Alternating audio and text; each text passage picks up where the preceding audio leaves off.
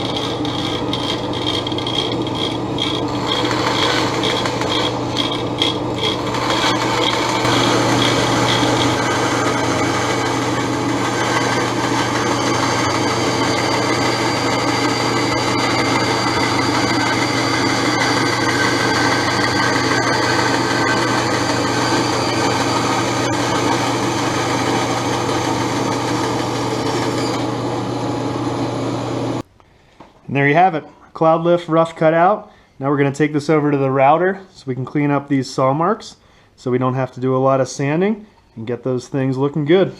We're over here at the router table and I'm getting ready to mount the template onto my piece of stock. It's a nice piece of cherry that we're using for an upcoming cabinet project. And what I've done is, you can see that there's some holes in this template.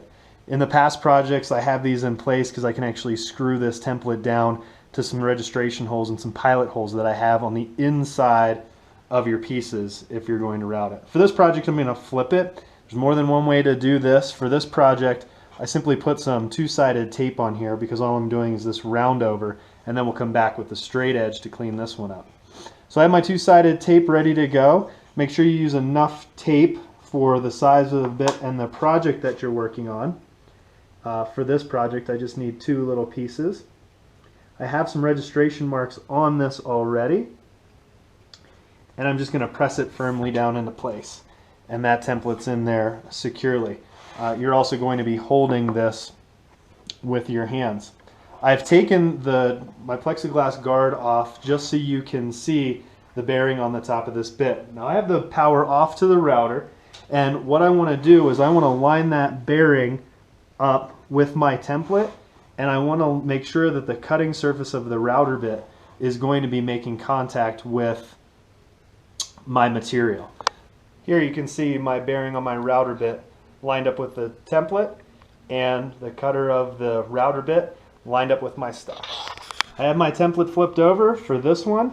I'm going to start on the bottom, again using my fence to start this, make contact with the bearing, and just roll it up into the top of the cloud lift.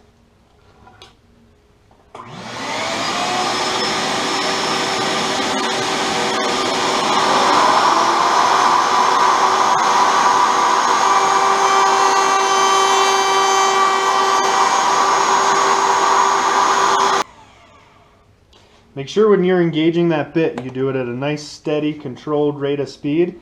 You don't want to force that in there too quickly. And there you have it. We've rounded over the cloud lifts, and they're nice and smooth, a lot smoother than we get with the bandsaw. So now we're going to come back, we're going to put a straight edge on here, and we're going to clean this up. So the next thing is to get our straight edge template. Again, I'm using a piece of 1/4" MDF. I use a lot of 1/4" MDF in my projects. This one happens to be for a Greene Greene mirror that I built a little while ago, but I know it has a nice straight edge. So I'm going to line this up with the start of each of my cloud lifts.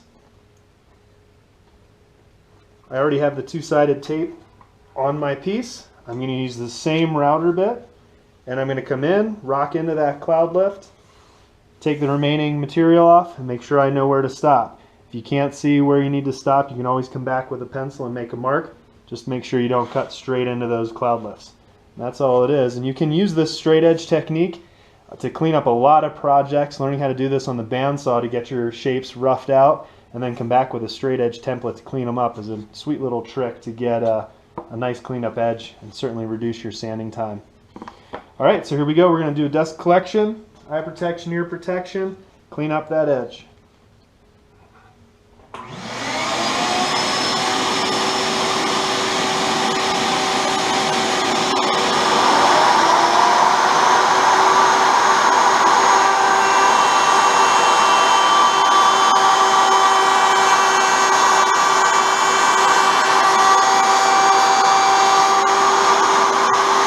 And there you go. Doesn't take long to do. Cleans up those edges nice and neat. Reduces your sanding time. And there you have a Greene Greene style cloud lift. Adds a nice little detail, nice little shadow line, and a nice little curve to your next project. So get out there, give it a try, build something. Again, you can check us out, aframewoodworking.com. Send us questions, comments about the video, and stay tuned for more. We have a lot of projects coming up.